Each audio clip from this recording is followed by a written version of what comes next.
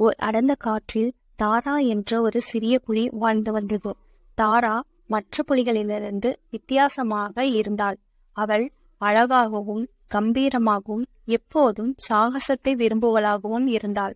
ஆனால் தாராவின் சிறப்பு அவளுடைய இதயம் இலகிய மனமுடையவளாகவும் தைரியசாலியாகவும் இருந்தாள்.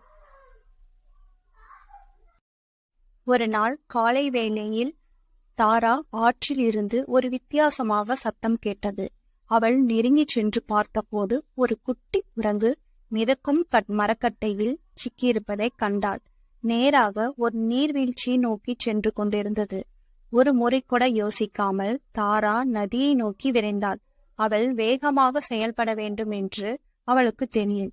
பலத்த பாய்ச்சலுடன் ஆற்றில் இறங்கி குரங்கின் வாளை பற்களால் பிடித்து இழுத்து நீந்தி கரைக்கு வந்தாள்.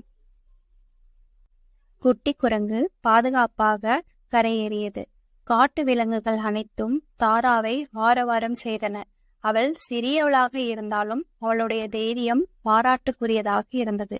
அன்று முதல் தாரா காட்டின் நாயகி ஆனாள். சிறிய புலிக்கும் மிகப்பெரிய இதயம் இருக்கும் என்பதை அவள் நிரூபித்தாள்.